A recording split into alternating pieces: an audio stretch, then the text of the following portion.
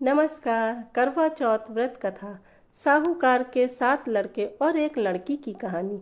इस साल करवा चौथ का व्रत 1 नवंबर 2023 को मनाया जा रहा है। करवा चौथ के दिन सभी सुहागन स्त्रियां अपने पति की लंबी आयु के लिए व्रत रखती हैं। इस दिन महिलाएं बिना अन्न और पानी के पूरा दिन उपवास करती हैं और रात को करवा चौथ की पूजा और चांद को अर्घ्य देकर अपना व्रत खोलती हैं। करवा चौथ का व्रत करने से महिलाओं को अखंड सौभाग्य का आशीर्वाद मिलता है।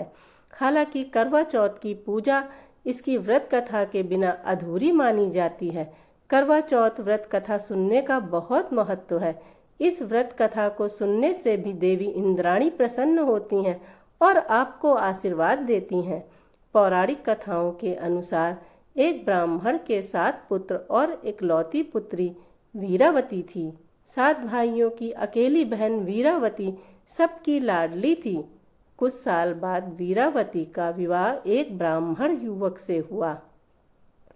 विवाह के बाद जब पहली करवा चौथ पड़ी तो वीरावती अपने मायके में थी। मायके में वीरावती ने अपनी 7 भाभियों के साथ करवा चौथ का व्रत रखा। शाम होते होते वीरावती भूख और प्यास से व्याकुल होकर चंद्रमा के आने का इंतजार करने लगी। भाइयों से अपनी बहन की ऐसी हालत देखी नहीं गई। उन्होंने वीरावती को खाने के लिए कहा, लेकिन वीरावती ने मना कर दिया।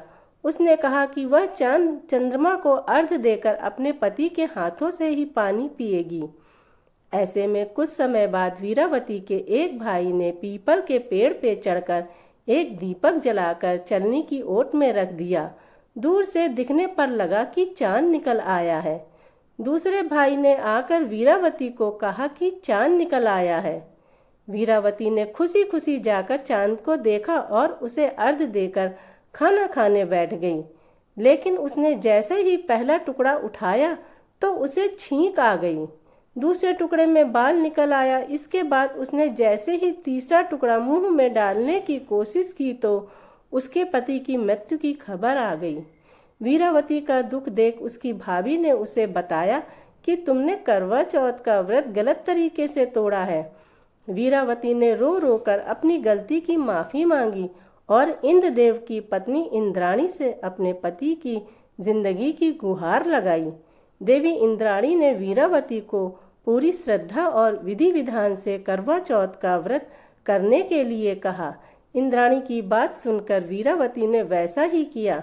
उसकी पूजा और भक्ति देखकर भगवान प्रसन्न हो गए और उन्होंने वीरावती को अखंड सौभाग्य भवा का आशीर्वाद दिया और उसके पति को जीवित कर दिया।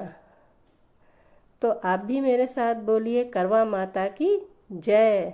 Thank you for watching. Please like and subscribe my channel.